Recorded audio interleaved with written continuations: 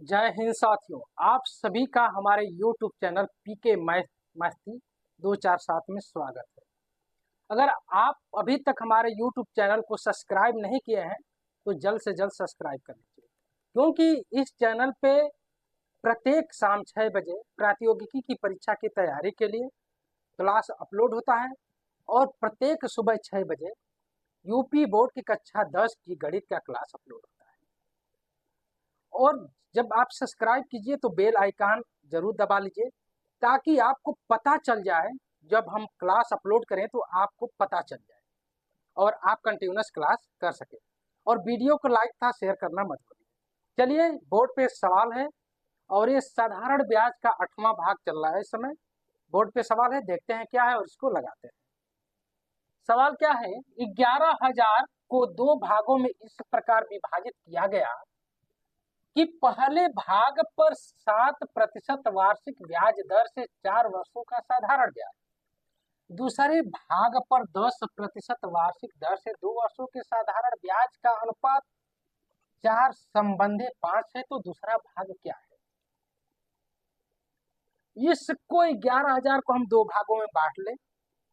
एक पे हम दर लगा दें 7% और समय लगा दें 4 वर्ष। दूसरे पे दर लगा दे 10% और समय लगा दे 2 वर्ष और साधारण ब्याज निकाल दें और उसका अनुपात करके बराबर कर दें 4/5 के। साधारण ब्याज का सूत्र होता है साधारण ब्याज बराबर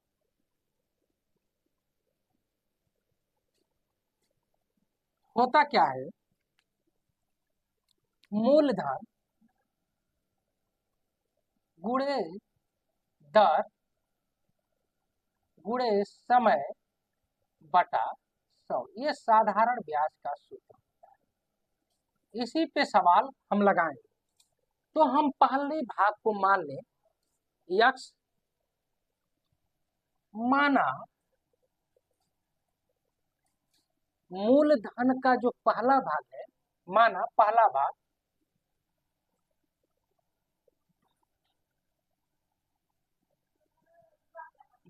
यक्स है। तो जब पहला भाग इसका 11,000 का पहला भाग यक्स है तो दूसरा का भाग क्या होगा? 11,000 में से इसको निकाल दीजिए तो दूसरा का भाग आ जाएगा, तथा दूसरा भाग क्या हो जाएगा? दूसरा भाग 11,000 में से यक्स निकल जाएगा तो ये हो जाएगा दूसरा भाग आपका। ठीक है ना? इस भाग पे दर हम लगा लेते हैं 7% और समय रख लेते हैं 4। इस पे पहले पे ब्याज निकाल ले। पहले भाग का ब्याज कंडीशन ये दिया है, क्योंकि पहले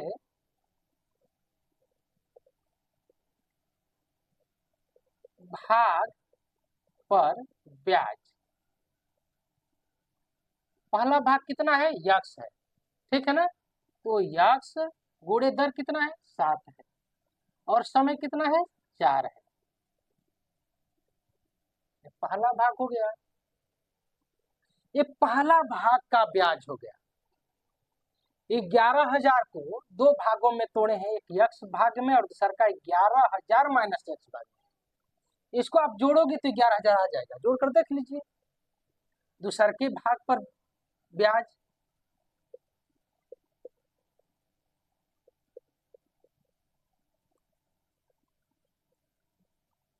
दूसरा का भाग क्या है?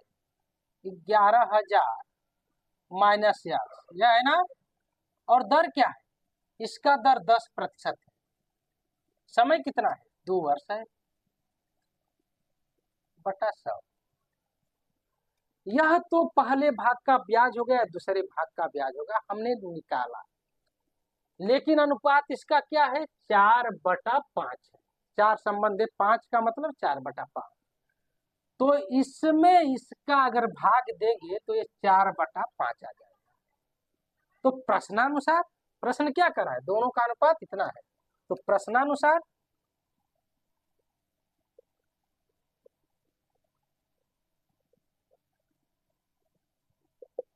क्या हो जाएगा, इसमें से इसको भाग दे दें, यक्स गुणे 7 गुणे 4/100, और यह हो जाएगा 11,000 माइनस यक्स गुणे 10 गुणे 2/100 बराबर कितना, किसके, 4/5 के।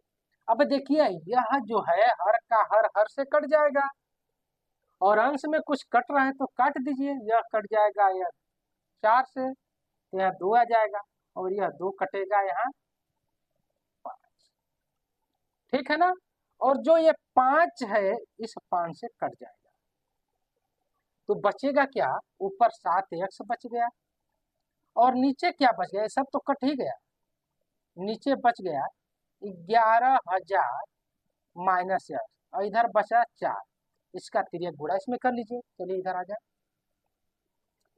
तो 7x, और जब इसका इसमें गुणा करेंगे तो हो क्या जाएगा, 11,000 में 4 का गुणा करेंगे तो ये हो जाएगा 44,000, और फिर माइनस x में गुणा करेंगे तो ये 4x हो जाएगा। यह हम जो है इसको हम इस साइड ले आए, 4x को इधर लाए, तो ये माइनस है तो प्लस हो जाएगा, 7x और ये 4x, और ये क्या हो गया 44,000। यह देखिए 7x और 4x मिलकर 11x हो जाएगा, और ये हो गया 44,000, तो x बराबर होगा 44,000 माइनस 11, और जब इसको काटेंगे तो 11 चौको क्या हो जाएगा 4,000 रुपया। पहला भाग तो निकल गया 4,000 रुपया, यानी यक्स। तो दूसर का भाग हमको पूछा है, दूसर का भाग क्या है, तो दूसर का भाग है 11,000 माइनस यक्स। दूसरा भाग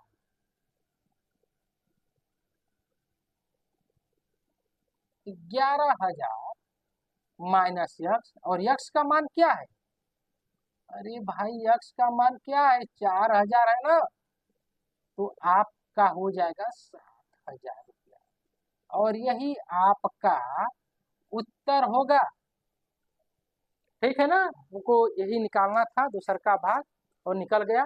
चलिए अगला क्वेश्चन लेकर आते हैं। तो साथियों यह बोर्ड पे हमारा अगला सवाल है, देखते हैं सवाल क्या है। किसी धनराशि को 3 भागों में इस प्रकार बांटा जाता है कि क्रमशः 2 वर्ष, 4 वर्ष और 5 वर्ष में 10% वार्षिक ब्याज दर पर मिश्र धन की राशि समान प्राप्त होती है, तो उस धनराशि के तीनों भागों का अनुपात क्या है। कोई धन है और उसको 3 भाग में बांट देते हैं, और 3 भाग में बांट कर उसको हम ब्याज पर दे देते हैं। ब्याज की दर क्या है 10% वार्षिक दर है। एक भाग को हमने 2 वर्ष के लिए दे दिया, दूसर के भाग को हम 4 वर्ष के लिए दे दिए, तीसर के भाग को हम 5 वर्ष के लिए दे दिए। पहले भाग को जब हम 2 वर्ष बाद ले रहे हैं तो हमारा मिश्र धन वही प्राप्त हो रहा है, वही प्राप्त हो रहा है जितना दूसर का भाग हम 4 वर्ष के लिए दिए हैं, जितना तीसर का भाग हम 5 वर्ष के लिए दिए हैं।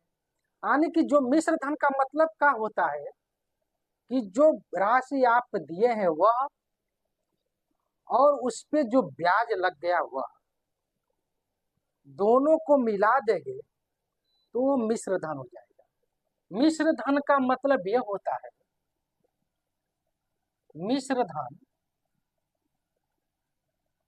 बराबर मूलधन, जो आप कर्ज दे रहे हैं, और प्लस ब्याज, जो उस पे ब्याज आपको मिला। इस तरह समझिए, आपने किसी को 10,000 दे दिया, कोई आया और कहा कि हमको 10,000 की आवश्यकता है, तो कहा कि ठीक है ले लीजिए, इस पे हम कुछ ब्याज लेंगे। तो आप 10,000 आपने दे दिया तो आपका जो 10,000वां है वो मूलधन हो गया। आज जब वो वापस आपको करेगा तो उस पे कुछ ब्याज देगा। सपोज कीजिए कि 1,000 उस पे ब्याज दे दिया, तो 10,000 तो आपने दिया है और उस पे जो ब्याज दिया है 1,000, तो दोनों मिलाकर कितना हो गया 11,000। तो जो ब्याजवा 1,000 है और जो आपने 10,000 रुपया दिया है, जब वो आपको मिलाकर दोनों देगा तो आपको देगा 11,000 रुपये।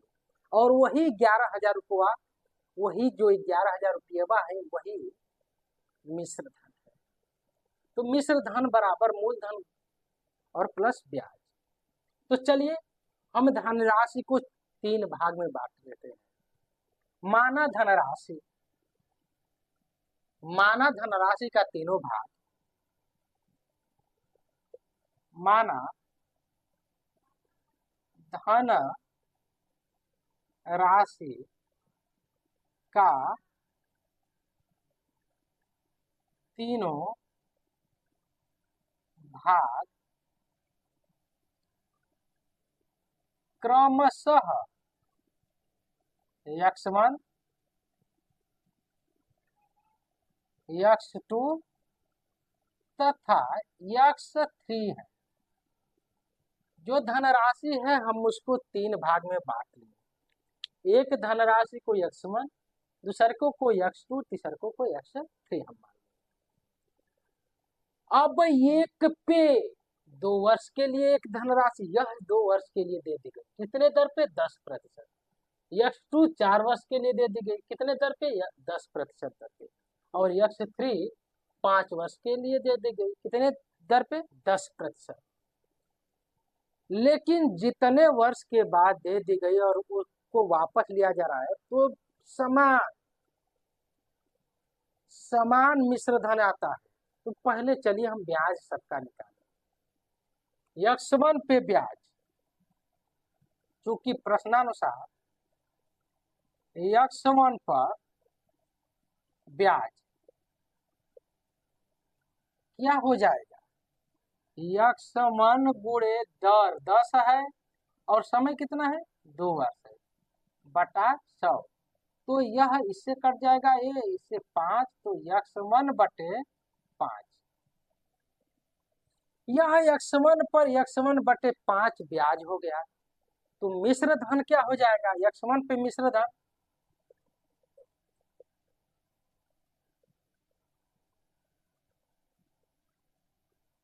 मिश्र धन का मतलब क्या होता है, मूलधन और प्लस ब्याज।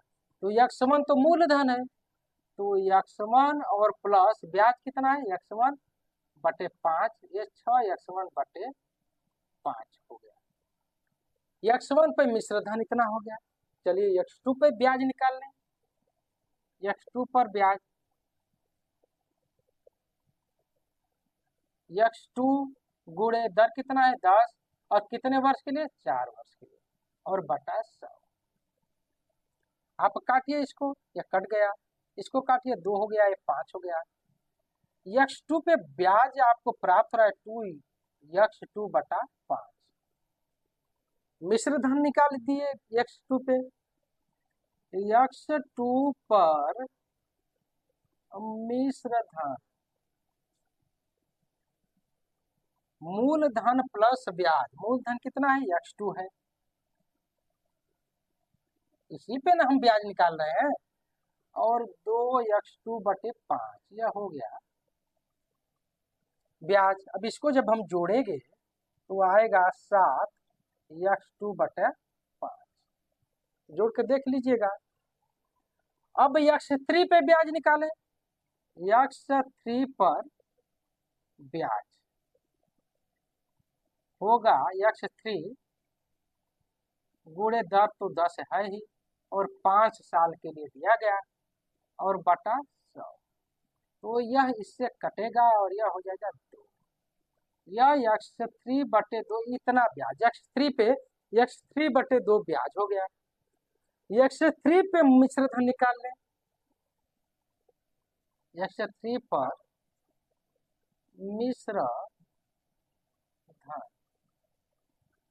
क्या हो जाएगा, x3 तो मूलधन है, और x3/2 ब्याज है। जब इसको जोड़ेंगे तो 3x3/2। ना अगर आपको समझ में आए तो जोड़ कर देख लीजिएगा, इसके यहाँ गुणा करेंगे उसके बाद जोड़ेंगे तो इतना। लेकिन प्रश्नानुसार कह तो रहा है कि जो मिश्र धन की राशि है तीनों भागों का वो समान है, यानी इस पे जो मिश्र धन आ रहा है वो सब बराबर है। इसका मतलब यह और यह तीनों आपस में बराबर हो गए, क्योंकि प्रश्नानुसार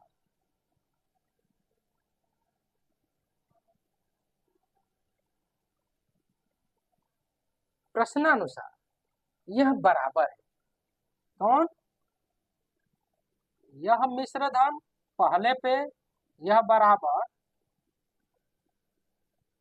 दूसरका भाग पे मिश्र धन बराबर तीसर के भाग पे मिश्र धन,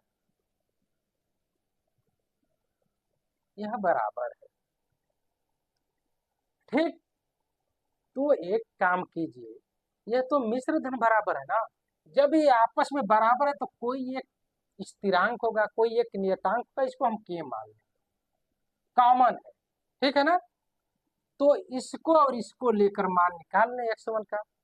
चलिए 6x1/5 बराबर के, तो ये हो जाएगा x1 बराबर 5k/6। इसी तरह इसको और इसको लेकर निकालिए 7x2/5 या के, तो ये हो जाएगा x2 बराबर 5k/7। इसी तरह इसको और इसको लेकर बनाइए 3x3/2 और ये k है, तो ये हो जाएगा, इसका इधर गुणा करेंगे तो x3 बराबर 2k/3। यह जो राशि है x1, यह अलग भाग हो गया, यह अलग भाग है, 3 भाग आ गया। अब कह रहा है उस धनराशि के तीनों भागों का अनुपात क्या होगा। हमने 3 भाग माने थे, x2 x1 x2 x3, तो इसका अनुपात क्या होगा, यानी कि हमको यही निकालना है, यही निकालना है, यह क्या होगा यही निकालना है। ठीक है ना, तो x1 का जगह पे 5k/6 लिख दीजिए, x2 के जगह पे 5k/7 लिख दीजिए, और x3 के जगह पे 2k/3 लिख दीजिए। अब देखिए सभी में k है तो k को हटा दीजिए, जैसे हमने यहाँ k लिया वैसे यहाँ हमने k हटा दिया, तो ये 5/6 संबंधित 5/7 संबंधित 2/3। अनुपात तो यह है लेकिन भिन्न के रूप में, और हमको एक पूर्णांक के रूप में अनुपात लेकर आना है, तो इसका 6 7 3 का लॉसा निकाल लेते हैं और लॉसा निकाल कर सभी में गुणा कर देंगे 8 से। ठीक है ना, तो चलिए इधर निकाल लेते हैं, जगह इधर है, किसका 6 7 3, 2 से भाग देंगे 3 आएगा, 7 है 3 है, फिर 3 से भाग देंगे और फिर 7 से, अरे तब तक हम भाग देते हैं जब तक ना आए, तो लॉसा जो हो जाएगा सभी का लॉसा 7 तरीके 21 से 2 42 से हम जब इसमें गुणा करेंगे 5 × 42/6, 5 × 42/7, 2 × 42/3, तो देखिए आता क्या है।